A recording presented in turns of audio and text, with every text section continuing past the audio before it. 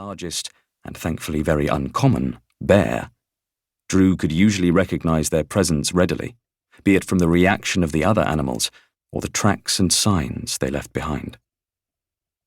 But today's feeling vexed him. Something was out there, watching them, stalking them, but it was unfamiliar. He knew it sounded crazy, but he could pick up the scent of a predator when the air was clear. This had proved invaluable on many an occasion, saving several of the family's sheep and cattle.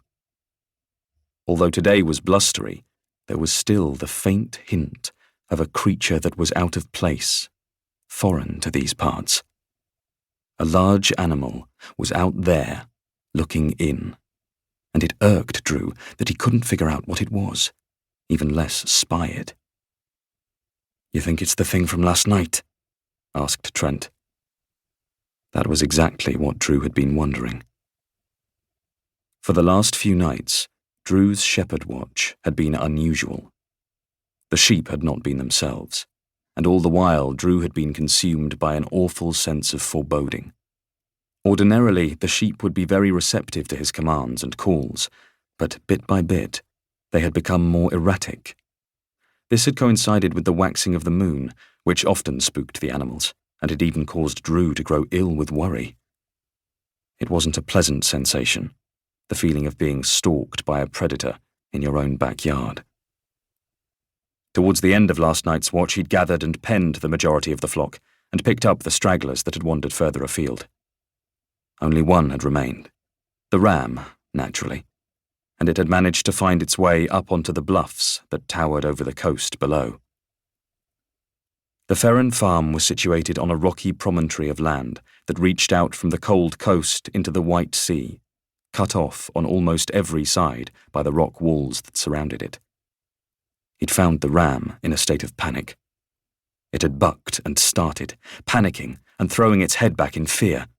Drew raised his hands, which should have calmed it down, but it had the opposite effect. Shaking its head from side to side, mouth open and gulping at the salty air, the ram had backed up a step, then another. Pebbles had tumbled over the cliff edge, dislodged by frantic hooves as it struggled for purchase. One moment it was there, an eye fixed on him in stricken terror. The next it was gone, disappearing off the cliff. Drew had scrambled the remaining distance to the edge, white-knuckled fingers clutching the earth as he peered over. 100 feet below, heaped in a broken mass, the sheep lay unmoving, its life dashed away on the sharp rocks. As the moon shone down, Drew had looked about, convinced he wasn't alone, sure beyond reason that whatever had startled the animal was still nearby. He'd raced home through the sickly moonlight, heart thundering, not stopping until he'd hit the farm's front door with an almighty crash. Now, on this stormy morning, Drew had the same familiar feeling. He'd be keeping the sheep penned in tonight, close to the farm, where he could keep an eye on them. "Drew!" His father pointed in the direction of the remaining sacks that were lined up outside the heavy timber doors of the barn. "Get a move on! I want to get to Tuckborough while there's still daylight, lad!" Drew trudged to the barn, speeding up when he caught sight of his father's glower. His mother, Tilly, stood on the doorstep of the farmhouse, drying her hands on her apron.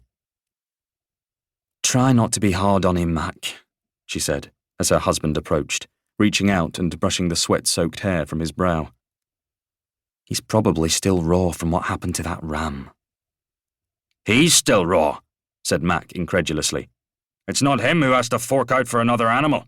If I don't get there before noon, the best on show will be gone to some other bidder." He saw his son dragging the last 2 sacks across the farmyard to the wagon. "If you tear those sacks, then it'll come out of your wages, lad," he shouted. Tilly had to bite her lip, mother's instinct telling her to jump in and defend the boy, but thought better of it. Mac's mood was bad enough without one of their rows darkening it further. Drew stopped to throw one of the sacks over his shoulder, looking back to his parents, who stood talking beneath the farmhouse porch. His father was pointing his way, his hooked thumb gesturing, while his mother shook her head.